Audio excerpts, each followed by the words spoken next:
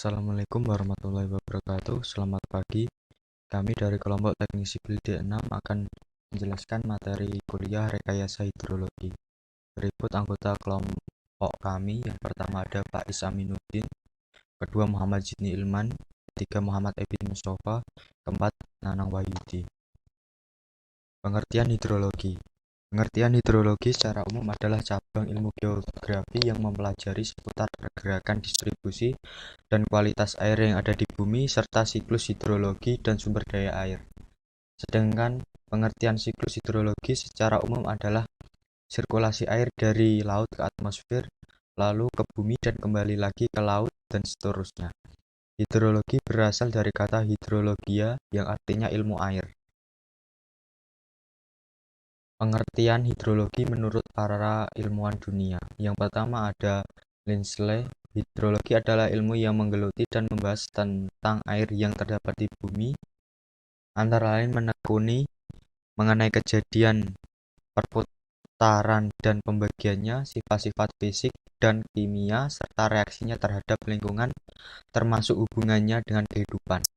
Yang kedua ada Marta dan Adi Dharma, yaitu sebuah ilmu yang mempelajari tentang terjadinya pergerakan dan distribusi air di bumi, baik di atas maupun di bawah permukaan bumi, tentang sifat fisik, kimia air, serta reaksinya terhadap lingkungan dan hubungannya dengan kehidupan. Ketiga ada Singh. Hidrologi adalah ilmu yang membahas karakteristik menurut waktu dan ruang tentang kuantitas dan kualitas air bumi, termasuk di dalamnya kejadian, pergerakan, penyebaran, sirkulasi, tampungan, eksplorasi, pengembangan, dan manajemen. Yang dipelajari dari cabang ilmu hidrologi teknik sipil: kualitas dan kuantitas air di bumi, reaksi air terhadap lingkungan dan kehidupan, sifat-sifat kimia air, sifat-sifat fisik air, distribusi air di atas maupun di bawah permukaan bumi, pergerakan air. Peranan dalam teknik sipil. 1. Memperkirakan besarnya banjir akibat hujan deras sehingga dapat direncanakan bangunan untuk mengendalikannya, misalnya tanggul banjir, saluran drainase, gorong-gorong, jembatan. 2. Memperkirakan jumlah air yang dibutuhkan tanaman sehingga dapat direncanakan bangunan untuk melayani kebutuhan tersebut. 3. Memperkirakan jumlah air yang tersedia di suatu sumber air atau mata air, sungai, danau, dan sebagainya, untuk dapat dimanfaatkan guna berbagai keperluan air baku atau untuk keperluan rumah tangga, perdagangan, industri, irigasi, pembangkit listrik tenaga air, perikanan, peternakan, dan sebagainya.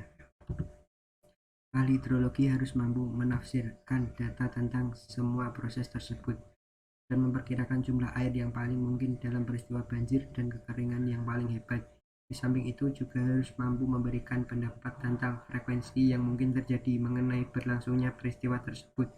Contoh, untuk mengendalikan banjir perlu estimasi volume air untuk harga yang tertinggi. Untuk pertanian atau irigasi diperlukan estimasi harga terendah, merupakan tahap awal yang sangat penting. Ilmu hidrologi diperlukan untuk menentukan desain parameter untuk menunjang masalah keteknikan, misalnya untuk mengembangkan perencanaan atau planning, perancangan atau desain, pengoperasian atau operation, terutama untuk bangunan hidraulik atau bangunan fisik yang lain. Persediaan air di bumi dan persebarannya.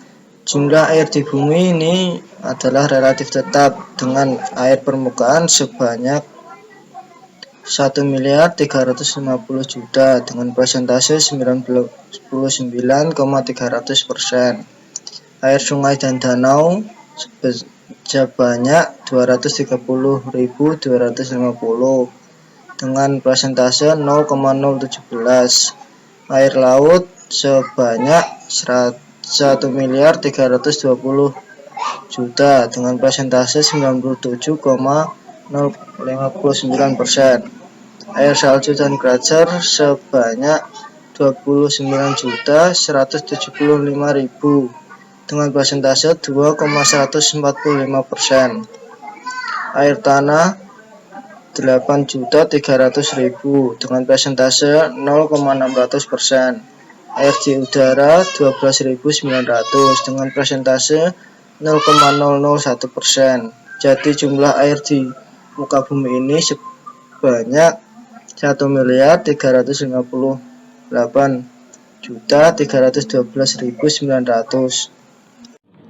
Siklus hidrologi adalah proses perjalanan jumlah air yang menguap dari lautan, sungai, permukaan tanah, atau tanaman ke atmosfer, yang kemudian turun sebagai hujan dan akhirnya kembali lagi ke laut dan berlangsung secara terus-menerus.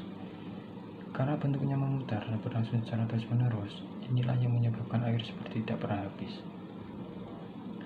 Proses ini sudah sangat disederhanakan karena kenyataannya dan sesungguhnya terjadi di lapangan sangat kompleks. Siklus hidrologi meliputi 1. Presipitasi, evaporasi, evapotranspirasi. 2. Infiltrasi, interflow, perkolasi. 3. Aliran tanah, aliran permukaan. Siklus hidrologi dibagi menjadi beberapa bagian. 1. Evaporasi. Proses penguapan air dari tubuh-tubuh air seperti laut, danau, dan sungai akibat pemanasan sinar matahari. 2. Transpirasi. Proses penguapan air dari tanaman melalui stomata atau mulut daun. 3. Sublimasi. Proses penguapan yang terjadi pada es tanpa melalui proses pencairan. 4. Intersepsi. Proses pertahanan air hujan pada tanaman untuk kemudian revaporasi kembali ke atmosfer. 5. Kondensasi. Proses siklus hidrologi yang satu ini menempatkan perubahan wujud uap air menjadi titik-titik air di atmosfer, sehingga terbentuklah awan. Proses ini terjadi karena pengaruh rendahnya suhu antara di ketinggian atmosfer tertentu. 6. Adveksi adalah proses pergerakan butiran air atau dalam bentuk awan secara horizontal dari satu tempat ke tempat lain. Proses ini terjadi karena pengaruh angin. 7. Presipitasi. Proses turunnya air ke permukaan bumi dalam bentuk hujan.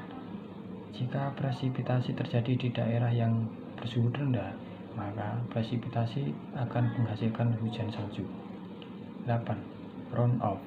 Pergerakan air hujan dari tempat yang tinggi ke tempat yang lebih rendah yang terjadi di permukaan bumi. Dan ini yang disebut siklus hidrologi, dan siklus ini akan terjadi secara terus-menerus. Sekian, terima kasih.